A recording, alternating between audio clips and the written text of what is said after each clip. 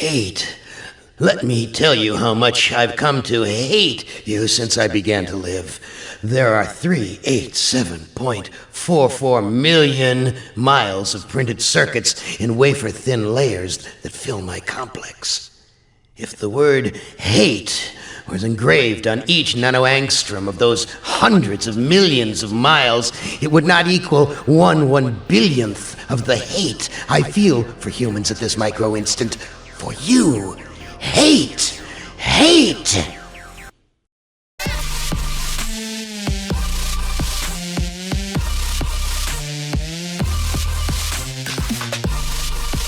It's the end as we know it, my friends. 2024 has been quite a roller coaster. Had some big highs, had some deep lows, and even a scare that made me worry for my life. And I'd figured to let this year go out with a bang, we would talk about a topic I've been wanting to make for a long time. Villains. Irredeemable ones. Good.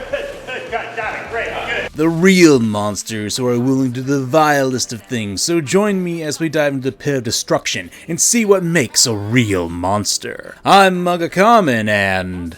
I'm fucking invincible!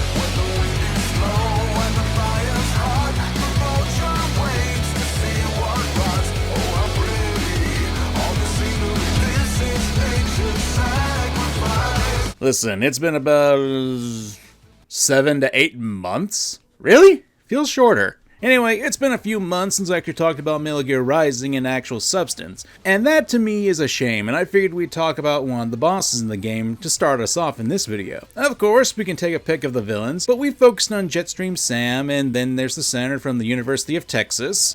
Don't fuck with this, Senator! Hooray! I did the thing! But I figured we'd talk about one of the first villains that we see in the game, alongside Jetstream Sam, and that would be Sundowner. Give war a chance! Hey folks, viewer mail time again! And what an introduction he has, because one of the first things you see Sundowner do in the game is kidnap the African Prime Minister, and then... Yep, and it wasn't just a clean kill. Sundowner also cut the poor man's throat, strangled him, and then finally took the poor man's life before tossing him off the side of a train. This tells a lot about the character. It effectively tells the player that Sundowner is a sadist, a man who enjoys violence and seeing people in pain, and it's even showed off with his choice of weapon, a pair of high-frequency machete blades, with his cybernetic body outfitted with an additional attachment that can connect the two blades into a singular weapon with capabilities of a shear. And to top it off, he dubbed it Bloodlust, and it's appropriate for what he uses it for. There's always a saying that first impressions matter, and to be frank, yeah, that's extremely important, especially for villains and how you want to set their tone. Depending on what you're trying to do with the character, you want to establish him as either a threat or set the ground for things. Seeing a character like Sundowner so early in the game and seeing his cruelty firsthand can have an effect on the player in a few ways. The first that is to establish himself as a threat, showing off his unique weapon and messed up personality, and the fact he's willing to do such heinous acts so blatantly and with a smile on his face is enough to tell the players that this is one messed up dude. There's also the implication that since Jetstream Sam, another prominent and powerful character, stops Raiden from interfering with Sundowner's torture and eventual escape, that would denote that Sundowner has status to elicit some sort of protection. At least that's the vibe I initially got when I played this game years ago. But yeah, Sundowner has an actually really good monstrous introduction to the player and sets up the stage for when you actually do confront him at World Marshal HQ. To point out, Sundowner is a war criminal. We're talking about desecration of soldier remains, torturing prisoners of war, and using some questionable methods of fighting on the battlefield.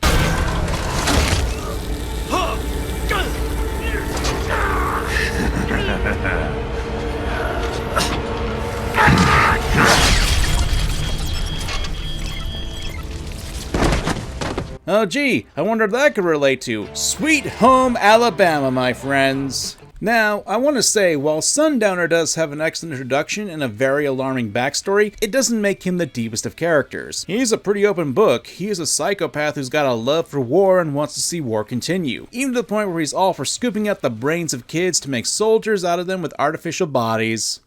Of course, running it in the real world just got a bit too complicated. Doing it virtually though, no fuss, no muss. Straight to the brain. It's like a dream. Well, maybe dream is the wrong word. They do kill some POWs, some civilians. They enjoy it though. We give their pleasure centers a nice big jolt every time. So he's someone who wants his ideology to spread. Like, from a pure writing perspective, Sundowner isn't all that enthralling of a villain, but he is a sadistic monster. But thanks to the power of video games, you can actually get another side to him throughout the fight. And that's because he's a coward, something you can easily learn through his boss fight. Yeah, he talks a big game, he's bloodthirsty, he's a warmonger, but consider his actual fighting in the game. And depending on who you ask, Sundowner is probably one of the most frustrating fights, or is one of the easiest ones in the game. And that's due to his armor. When prompted, Sundowner's shields will come up, and unless you're precise with your sword fighting, any contact with them will cause them to explode and hurt you. It's a cowardly tactic because you'll note he didn't have those back when he was in Africa. So they were specifically added so he could combat Raiden, who at this point in the game managed to kill 2 prominent members of the Winds of Destruction that Sundowner was also a part of. It's even more interesting that when he has his shields in a more neutral position, it's reminiscent of Shogun armor, which any layman will tell you that a samurai had more noble personalities, and it conflicts with Sundowner's cowardly persona. And when you're finally about to kill the bastard, he decides to take the cheap way out and shoot Raiden with a helicopter. Luckily, Raiden's a badass cybernetic ninja who hijacked a cybernetic flying energy and was able to put Sundowner down in a most satisfying way.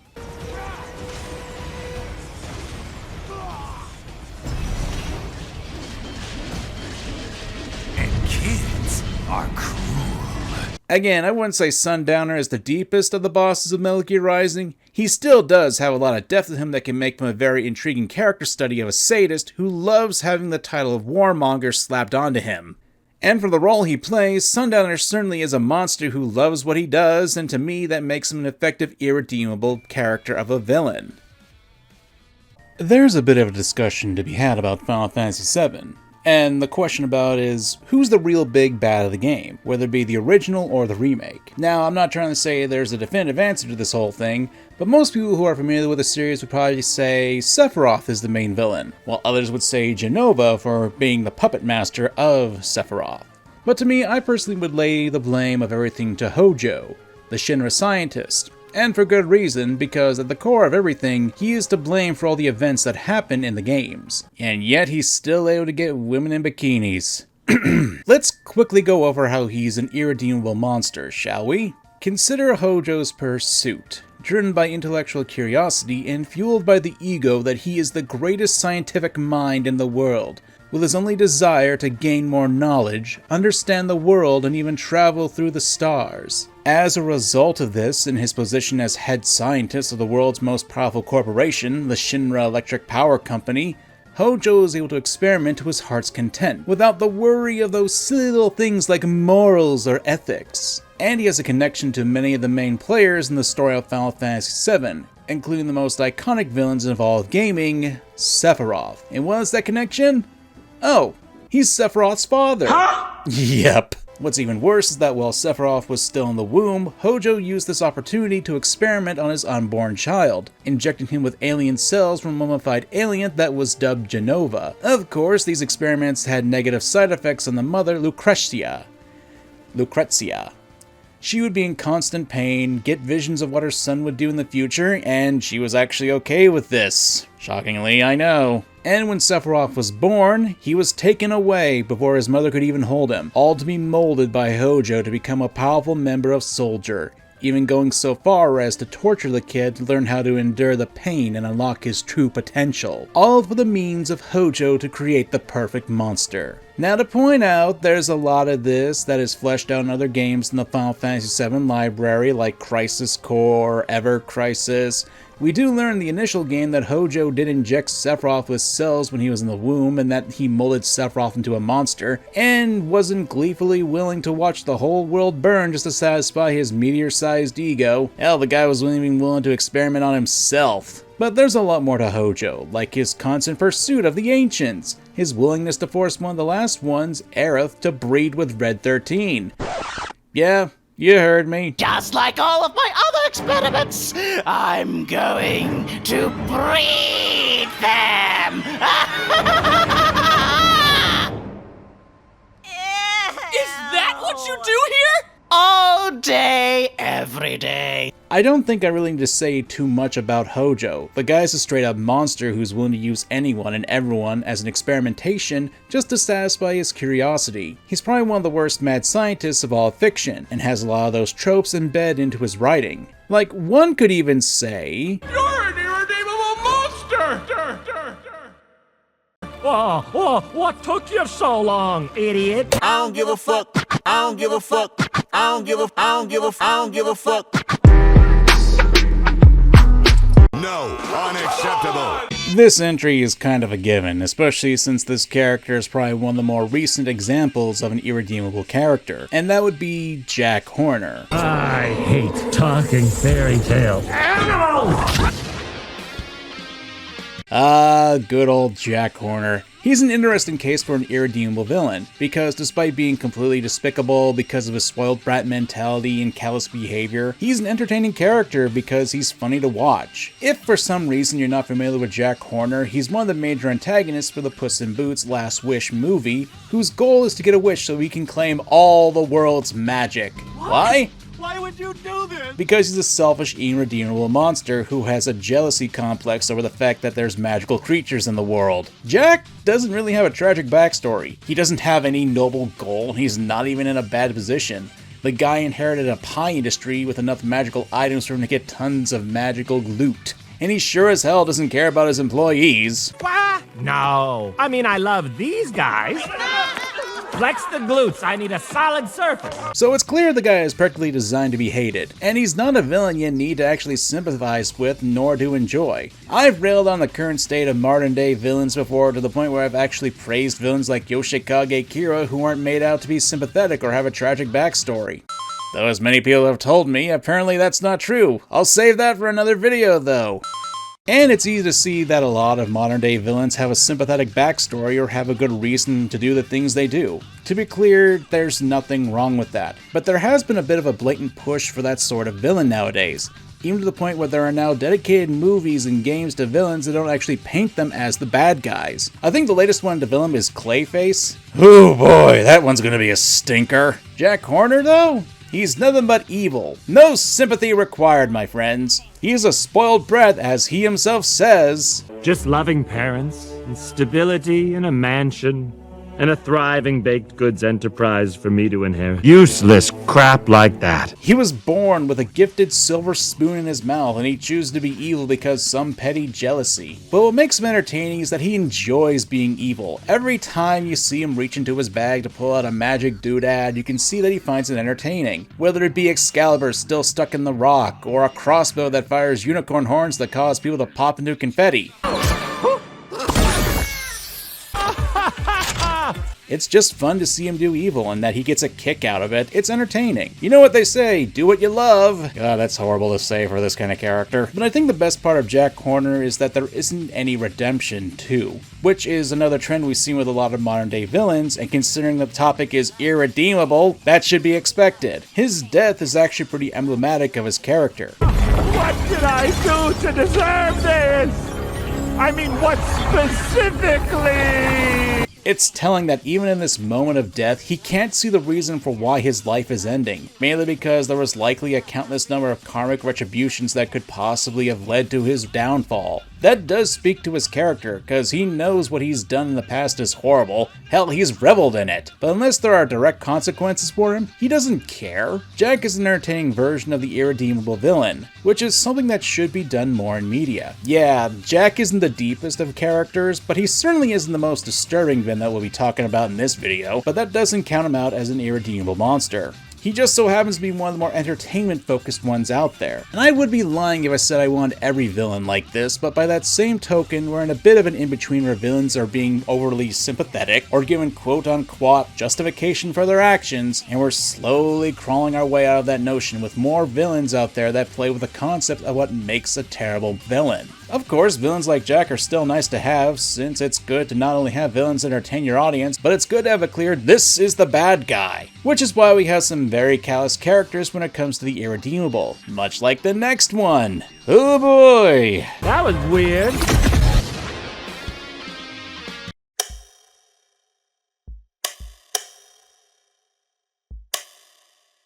Before we get into this chapter, I'm going to be going into heavy subjects and to spoilers for Mouthwashing, so if you're not actually watching the video and are on your draw tab for listening to me, hey, pay attention! This is your last chance to skip to the next chapter, otherwise I'm spoiling this game for you.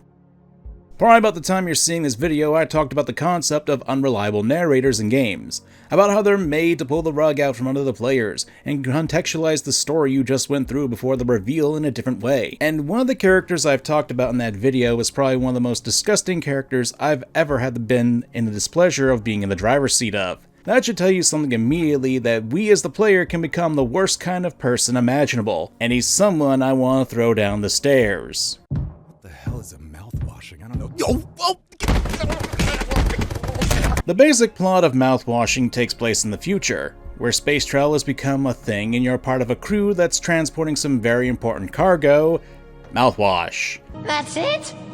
Where's the meat? We're introduced rather quickly to the situation at hand, with the first-person perspective of a man in a spaceship cockpit frantically going about, trying to stop the ship from crashing into an asteroid, supposedly.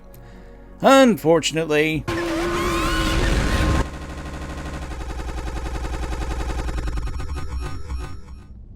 yeah, that didn't go too well. We then take the reins of the character Jimmy, learning about the after effects of the ship. A majority of the ship was damaged and covered with foam to prevent it from imploding in on itself, supplies are starting to dwindle, and even the oxygen is on limited time. The crew is starting to feel the pressure, and the captain Curly is a bloody mess. We're told by our player character Jimmy that it was his fault that all this happened. We also interact with the rest of the crew. Anya, the medic of the ship, who doesn't want to seem to even look us in the eye.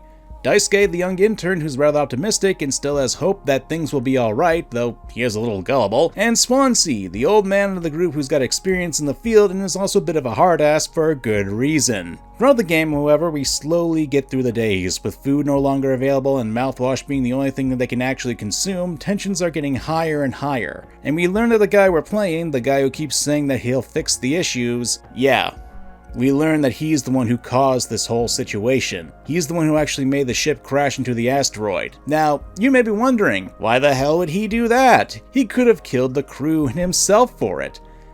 And that was the point. You see, our player character Jimmy sexually assaulted Anya, even getting her pregnant in the process. Curly, before he lost his hair, and limbs, and lips, told Jimmy that then they get back to Earth, responsibility would have to be taken. Considering what Jimmy did as a crime, and Jimmy didn't have the greatest track record before this, well, he'd prefer to end everything than deal with the consequences of his actions. And to make matters worse, when his attempt failed, Jimmy began to delude himself, putting himself as the new captain. After all, Curly isn't fit for the position anymore, and everyone screws up. Anya locked herself in the medical bay, Swansea doesn't want to help as he's doing something in the cryogenic chamber room, and Daisuke?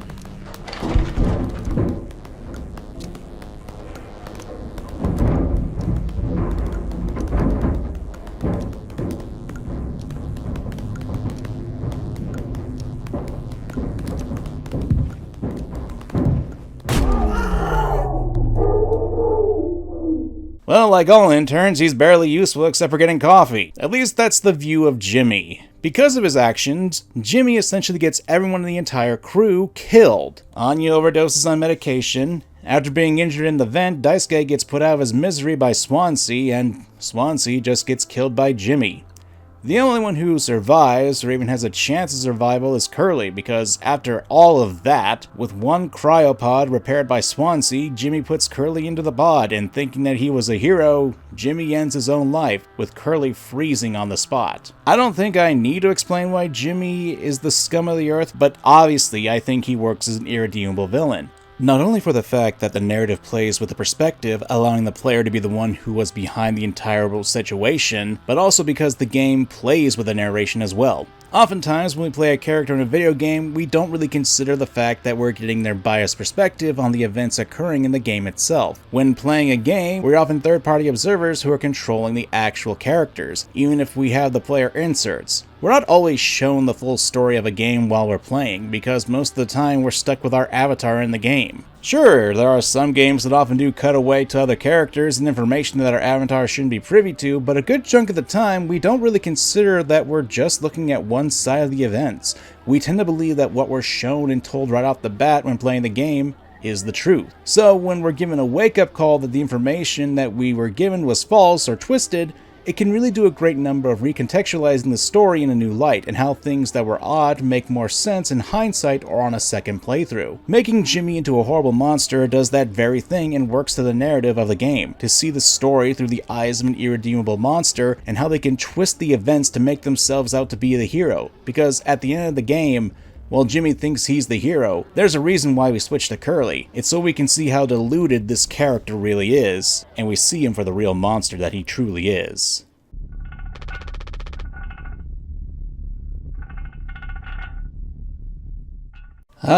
Jojo's Bizarre Adventure, a series that is packed to the brim with some of the most disgusting and lowest of the low characters imaginable. You've got the incomparable Dio, the major antagonist for a good chunk of the series, even at one point having an alternative self that turns into a dinosaur. Or Yoshikage Kira, the man who likes to collect his own fingernails and is an everyday murderer who can hide in the blink of an eye. You've got your pick of the lot to choose a terrible character to look at, and on this channel we've looked at the previous two examples and made long detailed videos that should give you some insight as to why they're monsters. So for the sake of this video, we'll be looking at another villain from the Jojo franchise, and one who isn't so much as a big bad to the part, but is powerful and demented enough to make the big bad of his own part hesitant to enforce him.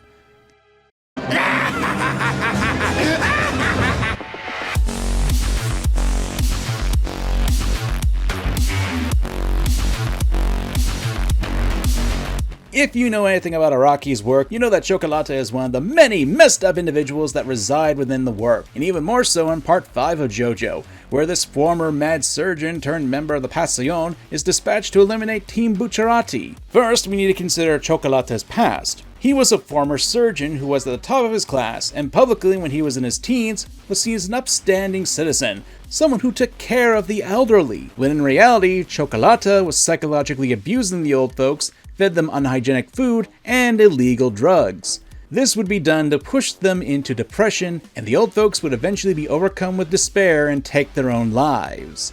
With Chocolata filming their expressions in death, having well over 25 tapes worth of this messed up stuff. And in his past, after that, he decided to become a doctor. More specifically, a surgeon. Gee, what could go wrong there? 患者を殺していたのだ。健康な人をわざと病気と診断し、手術したことは数知れず。麻酔を弱くして、手術中に患者を目覚めさせることもやっていた。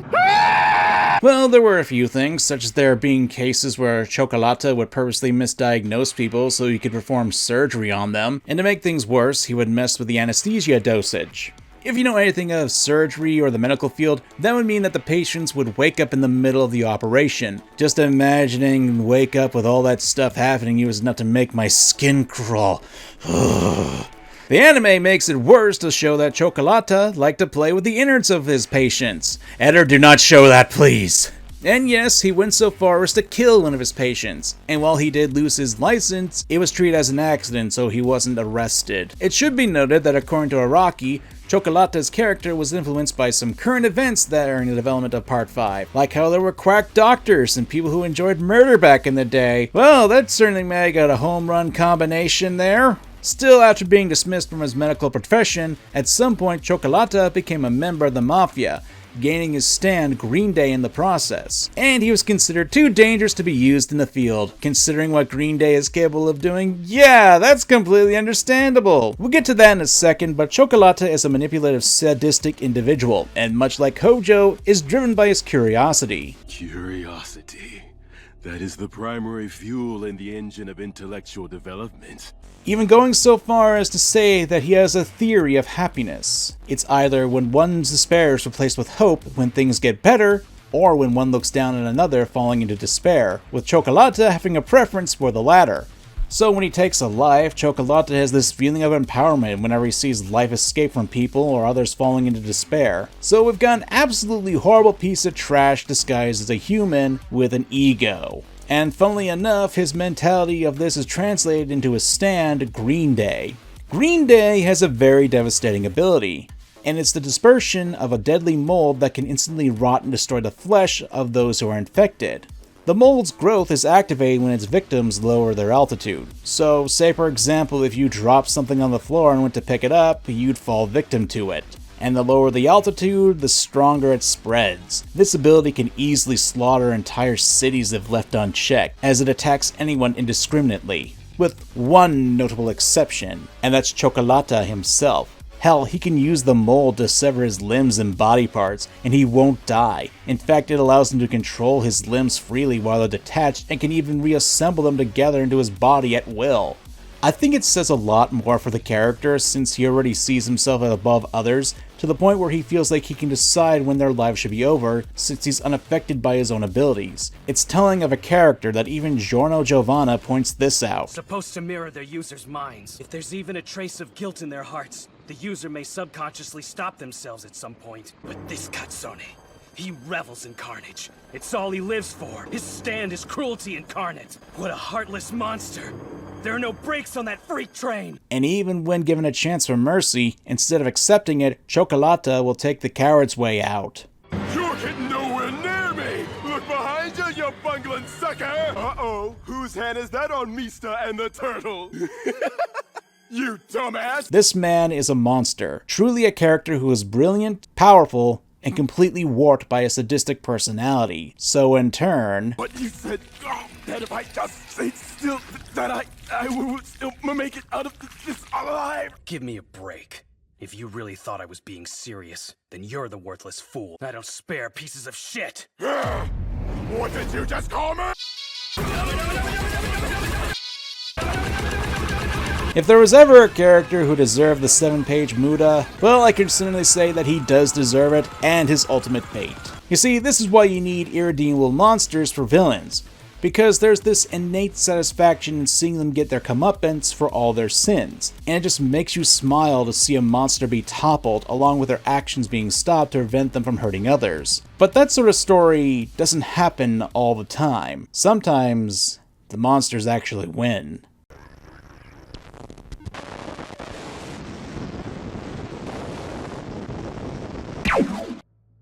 To wrap up this video, I think it's important that we discuss one of the more impressive irredeemable villains, not only in gaming, but arguably science fiction as well. There are 387 million miles of printed circuits that fill my complex.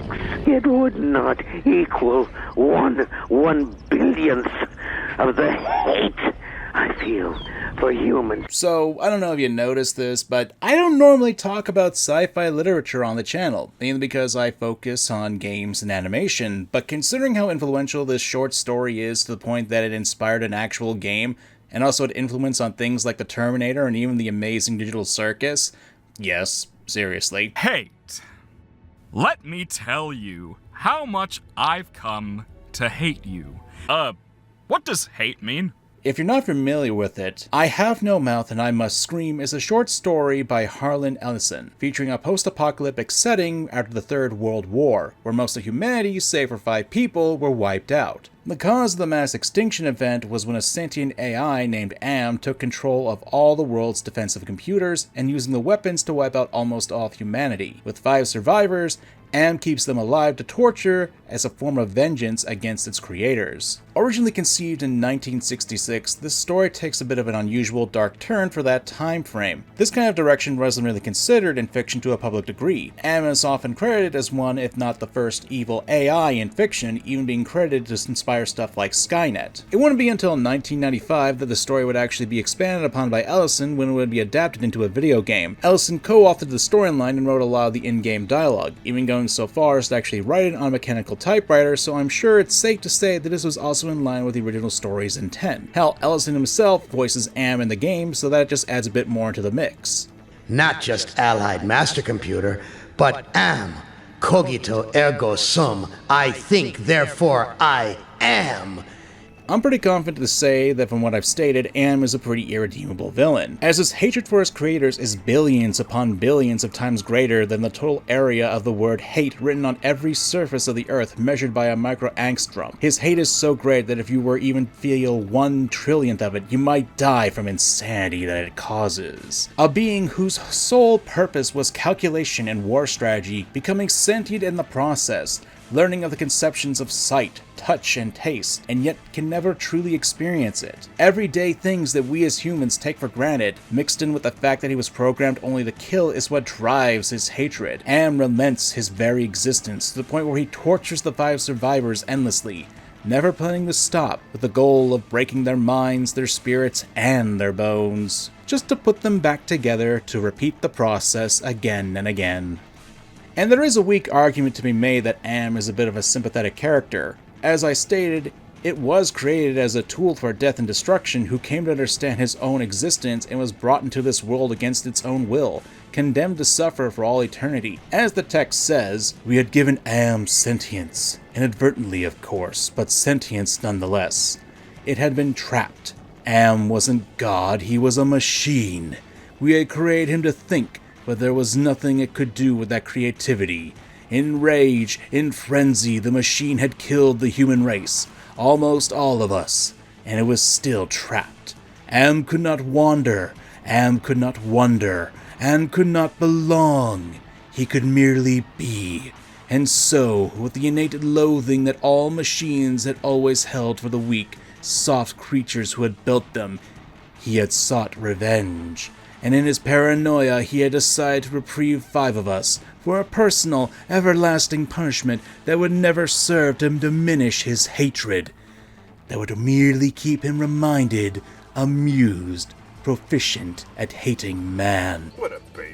But as I said, it's a weak argument, because it doesn't justify the mass eradication of mankind, or the torture that the people that Am has. Am is a powerful deity, who had the ability to solve the world's issues, but chose destruction instead. He could have just chosen a method to kill himself if he really wanted to, but he makes this choice, and because of that choice, it makes him irredeemable, and it's something that I love about these kinds of characters. Because the idea of these characters play into the worst elements of how someone can devolve into these monsters. While some can be entertaining, they can also make you think about the ramifications of certain actions that you really don't want to try in real life. In the case of Am, creating an artificial intelligence whose sole purpose is to be taking the life of other people, and that the AI becomes aware of its own existence and purpose, learning it was only created to kill others. It's an interesting dynamic and character dive to see what would drive a character to do terrible things like mass genocide. I don't know, that's what makes me like irredeemable villains from a literary standpoint.